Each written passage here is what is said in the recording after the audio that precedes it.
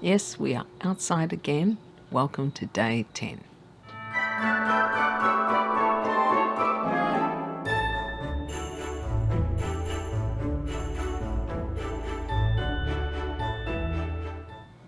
G'day to all you lovely people who've been coming back and watching this series. I so appreciate it. And we are up to day 10. And I am sitting outside again because it is a beautiful, beautiful day in Melbourne. There's just a slight hint of wind, so it cools you off because I think it's around 28, 29 degrees Celsius. Okay, my choice for today is not suitable for young children, unless they're teenagers and upwards. And it is an action film. Yep, something completely different yet again. And today's film is this. Mad Max 2, also known as The Road Warrior. I think the birds are having a fight. I'd say that this is my absolute favourite Australian. Bloody fly! Landed on my DVD, on my Blu-ray.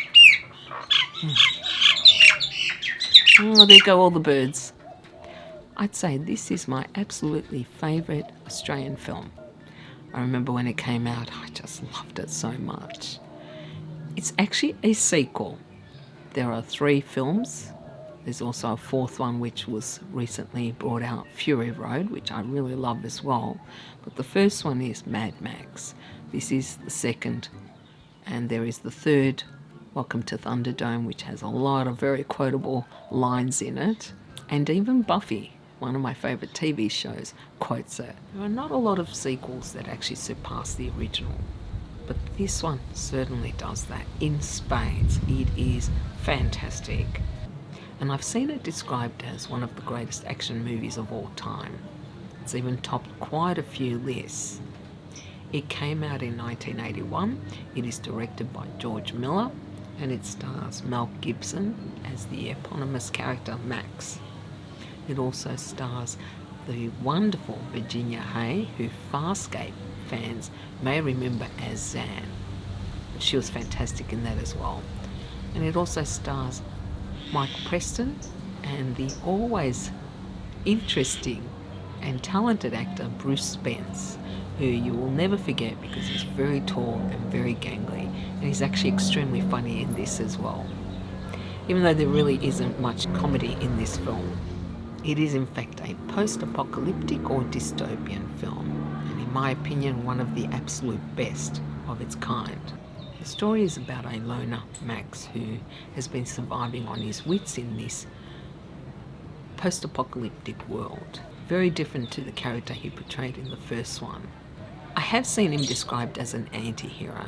I don't know if I would really call him that.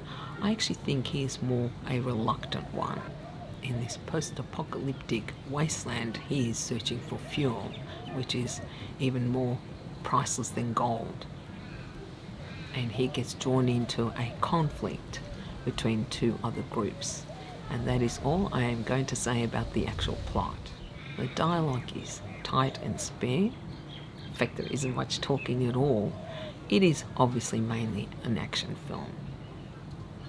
But I think what sets it apart from a lot of others is the amazing visuals. The Australian outback is really one of the most beautiful places I have ever seen, and Miller did an extraordinary job at capturing how vast they are. The vistas, the endless skies, and the long, long stretches of road that seem to go on forever. Really reminded me of when I travelled around Australia, because sometimes you felt like you were the only people on Earth. I have seen it described as a punk post-apocalyptic film, and I think that is a very accurate description. The costumes that some of the characters wear are definitely punk in nature, and in some respects even quite outrageous. Mel Gibson was fantastic in this. He really does portray this stoic, silent character so well and can evoke so much with very little dialogue. And the rest of the cast is excellent as well. But I think the main focus of the film and why people refer to it as a great action film is because of the car sequences, which are spectacular, no doubts about it. I've seen so many films try to capture that frenetic energy of the car chase sequences and yet failed dismally. Miller did a brilliant job, and I don't think anyone has come close to matching him in that anyway. I really love this film. I know I say that about all of them, but it is definitely one of my all-time favourite films, especially when I want a film that is such an adrenaline rush where you're sitting on the edge of your seat as you're watching these car chase sequences.